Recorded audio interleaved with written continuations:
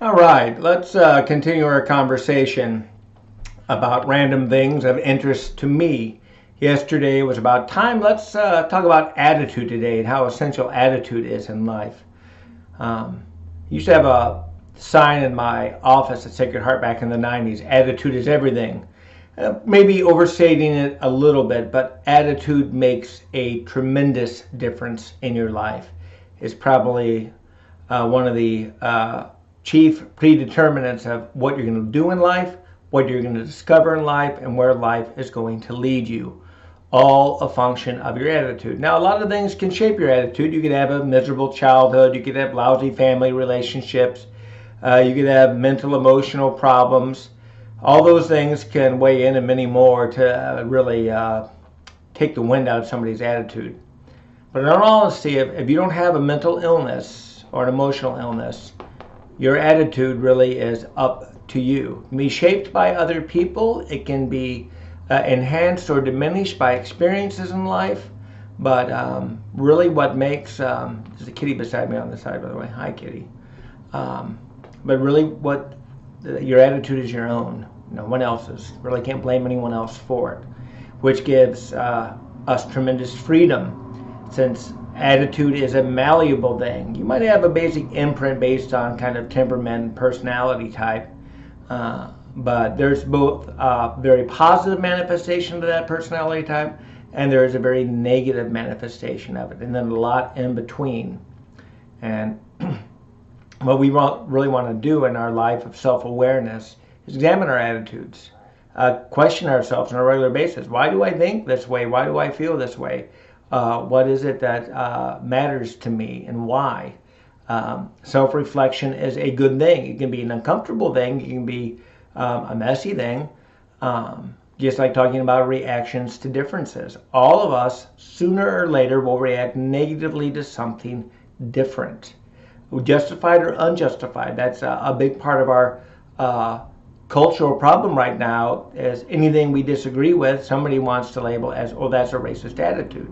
Well, really not. I mean, a racist attitude is where I have a bias against you because of your ethnicity or your culture. Knowing nothing else about you, I have a bias against you because of that.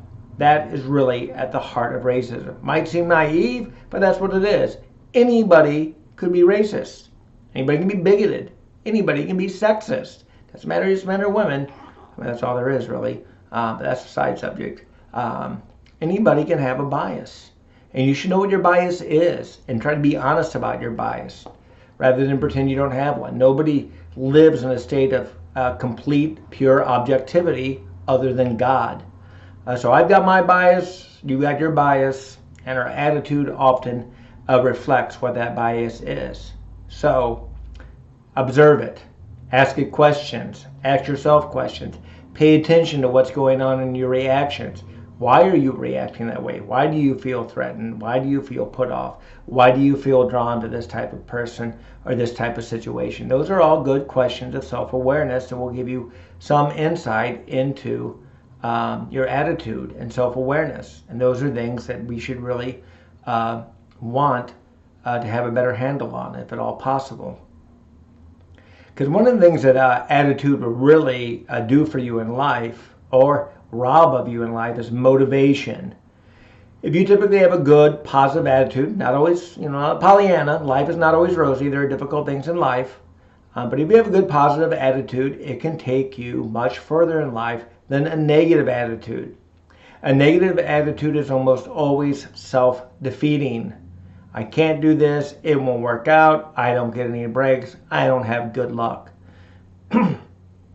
All determined by attitude in my book. I mean, there's fortune and misfortune. We can have a whole 5-minute conversation on that. But there's a lot of attitude that just needs to be examined.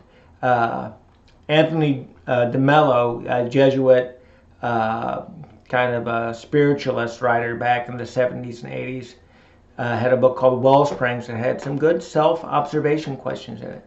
Things to ask yourself about life, about what's going on, about your experiences, about your thoughts, and really some good depth reflection, good prayers, good meditation, But those are things that, we ought to be paying attention to and able to answer for ourselves. Anyway, the crickets are back, and you see Kitty's tail wagging all over the place, so I'm going to say goodbye for now.